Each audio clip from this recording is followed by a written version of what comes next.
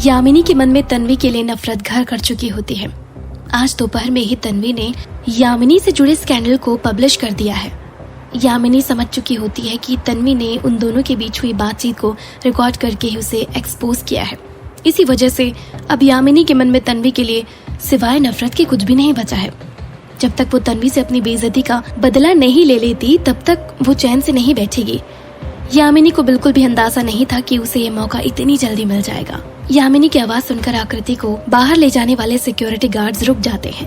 ये देखकर आकृति की आंखें खुशी से चमक उठती है और वो तन्वी की तरफ इशारा करते हुए तेज आवाज में कहती है, हाँ यही है वो। मैं और ये लड़की एक ही न्यूज एजेंसी के लिए काम करते हैं। सिक्योरिटी, इसे भी यहाँ से बाहर निकालो। आकृति की बात सुनकर तन्वी अपना माथा पकड़ लेती है। वाकई में मेरी किस्मत कितनी खराब है, लेकिन बिना किसी न्यूज के मैं इस पार्टी से जा भी तो नहीं सकती। तन्वी मन ही मन सोचती है और खुद को संभालते हुए आकृति की तरफ पलटकर उससे कहती है, आकृति माना मेरे और तुम्हारे बीच बहुत सारी प्रॉब्लम्स है, पर इसका मतलब ये तो नहीं कि तुम सबके सामने इतना बड़ा झूठ बोलोगी। मैं कोई झूठ नहीं बोल रही हूँ। आकृति तन्वी की बात का जवाब देती है। तन्वी अपना एक हाथ आकृति की तरफ बढ़ाते हुए उससे कहती है, और तुम्हारी इस बात का क्या सबूत है? तन्वी की बात सुनकर आकृति हैरान होकर उससे कहती है, तुम मेरी कलीग हो, इससे ज्यादा तुम्हें और क्या सबूत चाहिए? इस बात पर तन्वी मुस्कुराते हुए उससे कहती है, अगर ऐसा है तो तुम्हें सब कुछ अजीब नहीं लग रहा? मतलब खुद के पकड़े जाने पर कोई अपने कलीग को एक्सपोज नहीं करता है। वहाँ मौजूद सारे लोग को तन्वी की बात बिल्कुल सही लगती है। वैसे भी पार्टी में बहुत ही कम लोगों को बुलाया गया होता है और ऐसे में किसी अनजान शख्स का पार्टी में बगैर इनविटेशन के आना लगभग नामुमकिन है। इस पार्टी में फिल्म स्टार्स और कुछ नामचीन लोगों के अलावा और कोई नहीं होता। तन्वी के एटीट्यूड को देखते हुए कोई ये नहीं कह सकता था कि वो उस पार्टी में किसी और वजह से आई है। वहाँ मौजूद किसी को भी आकृति की बात पर बिल्कुल भी यकीन नहीं हुआ। तन्वी की बातों को सुनकर आकृति का गुस्सा अब 7वें आसमान पर होता है।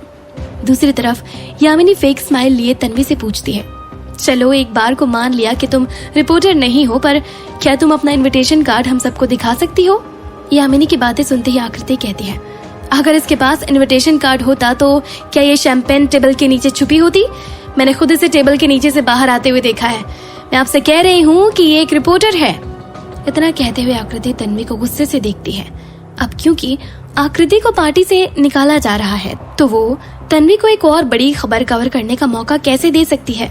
आकृति को पूरा यकीन होता है कि तन्वी बगैर इनविटेशन कार्ड के ही पार्टी में आई है। वहीं तन्वी अपने हैंडबैग में से कुछ ढूंढते हुए कहती है, कहाँ गया मेरा इनविटेशन? यही तो था।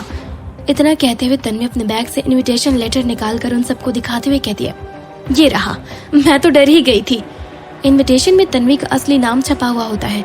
किसी को इस बात का अंदाजा नहीं होता कि तन्वी उस पार्टी में सानिया बजाज बनकर आई हुई है।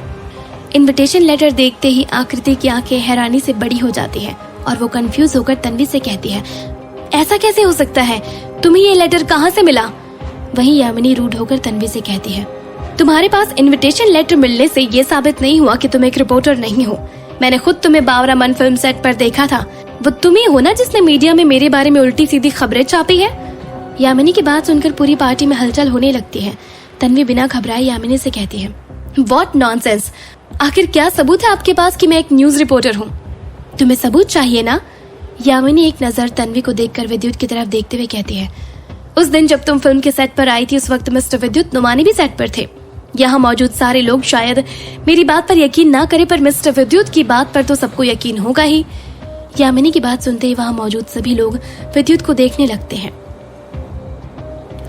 डायरेक्टर जिया भी धीमी आवाज में विद्युत से पूछती है, मिस्टर विद्युत, क्या आप वाकई इस लड़की को जानते हैं? विद्युत का जिक्र आते ही तन्वी का दिल बैठ जाता है। तन्वी ने इससे पहले विद्युत की बातों को इग्नोर किया था और पार्टी छोड़कर नहीं गई। ऐसे में अब क्या मिस्टर विद्युत मेरी मदद करेंगे? तन्वी मन ही मन सोचती है। विद्युत को देखते ही तन्वी घबराकर अपनी मुट्ठी कस लेती है। विद्युत अपने हाथ में वाइन की ग्लास लेकर अभी भी उसी जगह खड़ा होता है। पार्टी में आए लोगों में किसी को नहीं पता होता कि विद्युत का जवाब क्या होगा। वहीं यामिनी विद्युत से बड़े प्यार से कहती है, मिस्टर विद्युत, आप तो अच्छे से जानते हैं इसे। वहीं तन्वी का दिल बैठ जाता है। विद्युत गुस्से से तन्वी को एक नजर देखता है। तन्वी समझ जाती है कि विद्युत का जवाब क्या होने वाला है। उसे याद आता है कि पिछली बार फिल्म के सेट में भी मिस्टर विद्युत ने उसकी कोई मदद नहीं की थी, तो वो अब भला ऐसा क्यों करेंगे? तन्वी ये सब सोच ही रही थी कि इतने में विद्युत अपनी भारी आवाज में सबसे कहता है, मुझे नहीं लगता कि मैंने पहले कभी इसे देखा है। इतना कहते हुए विद्युत अपने हाथ में पकड़ी वाइन की ग्लास को टेबल पर रखकर वहां से जाने लगता है। विद्युत की बात सुनकर यामिनी हैरानी से उससे कहती है, मिस्टर विद्युत, आप इसे कैसे भूल गए? विद्युत यामिनी की बात का कोई जवाब नहीं देता। वहीं तन्वी अपनी घबराहट पर काबू पाते हुए मुस्कुराते हुए यामिनी से कहती है, मिस यामिनी, अब क्योंकि मिस्टर नुमानी ने मुझे कभी देखा ही नहीं, इसीलिए मैं उन्हें याद नहीं, और अब मुझे लगता है कि आपको अपनी बेतुकी बातों से पार्टी का माहौल खराब नहीं करना चाहिए। और रही बात मीडिया में आपके लिए चल रही खबरों की, तो मिस यामिनी सहाय, इसके लिए आप खुद ही रिस्पॉन्सिबल हैं।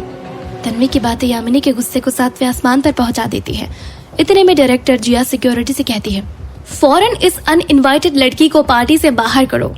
It was just misunderstanding. Everyone please, आप लोग पार्टी एंजॉय करिए। आकृति को पार्टी से बाहर निकाल दिया जाता है।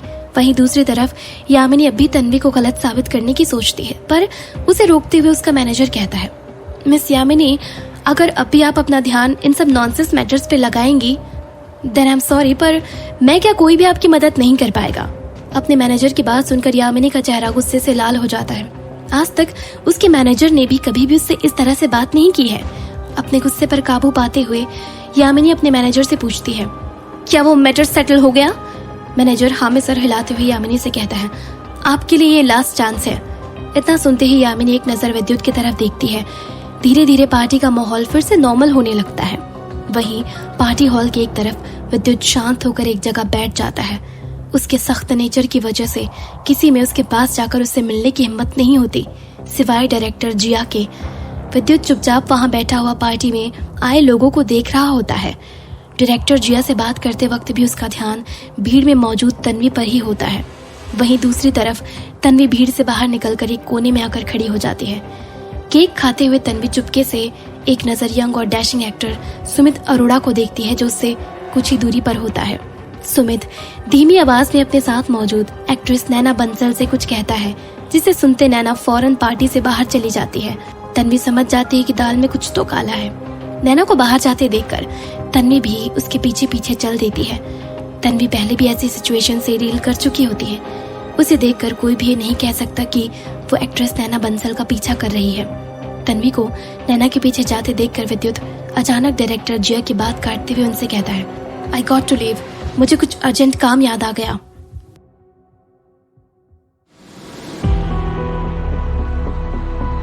यहाँ बस इतना ही। आगे की कहानी जानने के लिए सब्सक्राइब करें पॉकेट एफएम चैनल को और बेल आइकन क्लिक करके अगले एपिसोड का नोटिफिकेशन पाएं। लेकिन आप सारे एपिसोड अभी सुनना चाहते हैं तो डाउनलोड करें हमारा pocket FM app. Link description में है, जहां आप पाएंगे इस शो के सारे एपिसोड्स और साथ ही इसके जैसे और भी बेहतरीन शोज। तो देर किस बात की, अभी डाउनलोड करें पॉकेट एफएम ऐप।